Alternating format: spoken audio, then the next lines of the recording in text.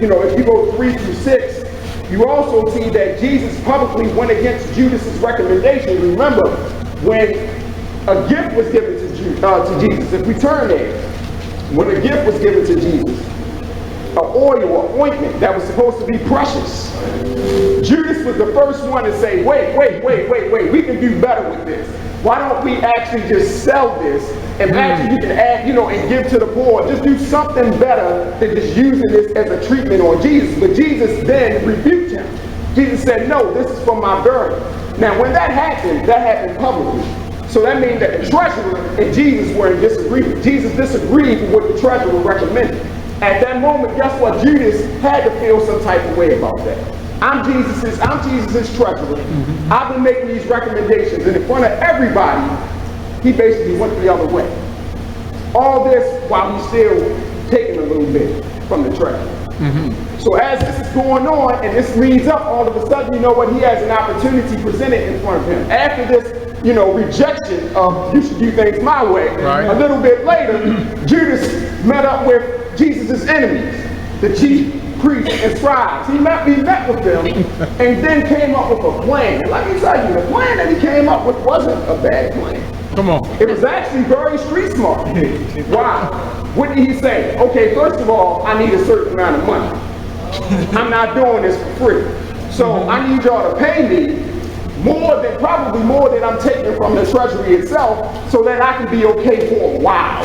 Not just for a day, not just for a month, for a while, because if I'm giving up Jesus, then I might not have the income that I usually have. So he said, let me take care of myself right now. And I'm going to go ahead and betray Jesus. Then a plan came up and said, okay, I'm going to identify who Jesus is with a kiss. Now, why was that street smart? Like I said, it's a mafia movie. He didn't just want to say, go get him right there. No, he still wanted to be, undercover about what he was doing. He still didn't want to suffer the consequences of what he was doing. See, he was trying to preserve self. This entire time, he said, I'm going to take this, I'm going to go ahead and get this man a kiss on the cheek just to give everybody an indicator of who to take, and then I'm going to slide out and let y'all do what y'all do. Very smart. Sounds like a movie. Sounds like something out of a straight mafia scene, but guess what? He wasn't using heat smart. Because at the end of the day, we know that right after he betrayed him, and when Jesus was taken, all of a sudden, something hit his heart. Judas felt a whole lot of regret, because that heat smart started to hit him. He said, man, these little shekels of silver are not enough for what I actually just did. He tried to do what after that? Give the money back. He tried to repent. At that moment, he wanted to undo what had been done, but unfortunately, what's true with time is that every second, you gain a second and you lose a second, and you're never going to get back that second you lost. And that's what Judas tried to get back. And we can't live like that. We got to use heat smart. We can't try to go back and change everything that we've done in the past. We got to say, what are we going to do at this moment? And where Judas messed up was he felt bad, but then at that moment, he got a little worse. He went back to street smart. He said, you know what? I can't handle this pain about what I did. He said to himself, you know what? I'm tired. And I got to take care of me at this point. He wasn't thinking about, am I going to be to heaven? He said, you know what? The end, he took his own life. Because he couldn't deal with the pain of what he did. Preserve himself. He didn't want to go through any more pain.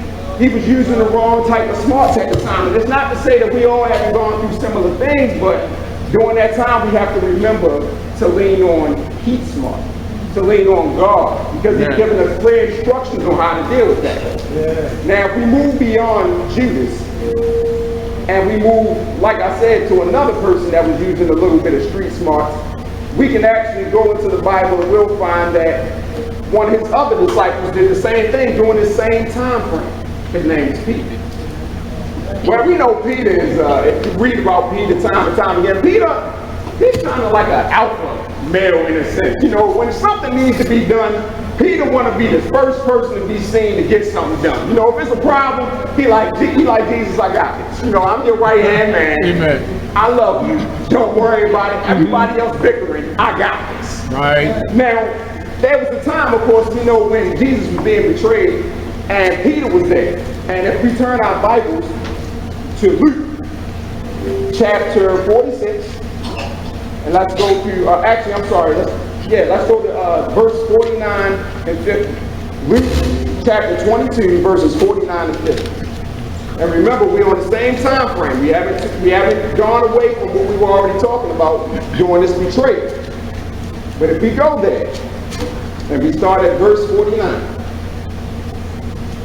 the Bible reads, when they which were about him saw what would follow, and this is after Jesus has been betrayed by Judas, they said unto him, Lord, shall we smite with the sword? So everybody else around him asked a question.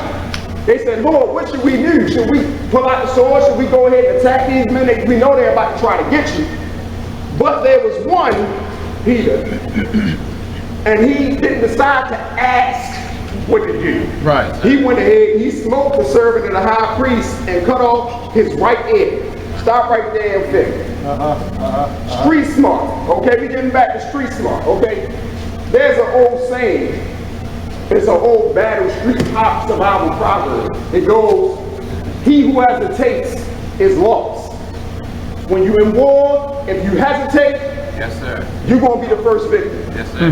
You have to be very decisive about what you're going to do. Yes, that's a survival technique. It's an earthly wisdom. To say if I'm in battle, even if he was in a street fight, all right, you'll say, and you get taught, okay, if somebody's coming to you and you worried about what's going to happen, you hit him first. Take them out. That's the street proverb. Now, I'm not saying that's the God teaching. We're talking about street proverb. We're making that clear, okay? Now, Peter was using that type of knowledge. And Peter decided, I'm going to go ahead and pull out my knife, my sword, and I'm going to smoke this servant's ear. And I'm going to show everybody that we're not to be played with. Okay, he set the precedent that you're not just going to take Jesus easy. It's a street smart thing to do. He actually took the offensive before anybody else could do anything. Before they could actually gather and jump on Jesus or capture him, he made the first move to set the precedent and said, this is not going to be easy. If you try this, there are going to be problems. There are going to be consequences. Street smart. But then the author of Heat Smart gave him some better wisdom. If we go ahead to the next verse, we see in 52, thank you. Then Jesus said, no, I'm sorry, 51, I was right. And Jesus answered and said, suffer ye thus far. Yes, sir. And he touched the ear and he healed him. Then Jesus said unto the chief priests and captains of the temple and the elders which were come to him, be ye come out against a thief with swords and staves. When I was daily with you in the temple, you stretched forth no hands against me, but this your hour in the power of darkness. Then they took him and led him and brought him into the high priest's house. Now we know at that moment Jesus is like, you know what? I don't need people to attack me. I knew what you were going to do. I've been amongst you, and now everybody wants to do this. Now y'all want to take me. This is all part of my Father's plan anyway. Peter should have known already that, just like everyone else that asked Jesus, the leader, what should we do to fall back? Because Jesus already said it time and time again that my time is come. The hour is near. He said again and again that this is going to happen. But Peter, for some reason, had to stick to those street smarts.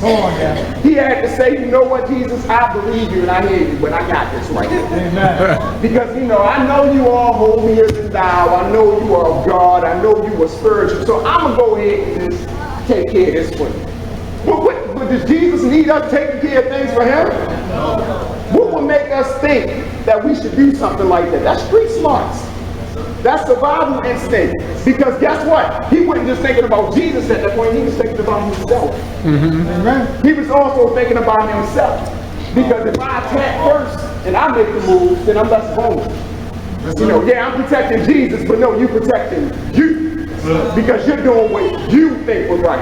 You're making sure that you're in a position that nobody can come back and say, Peter didn't stand by Jesus. But we found later, did that not happen? And guess what? When that happened, when Peter denied Jesus Christ, he was also using street smarts again. He was trying to survive. He said, man, people came upon me, I've seen you with Jesus.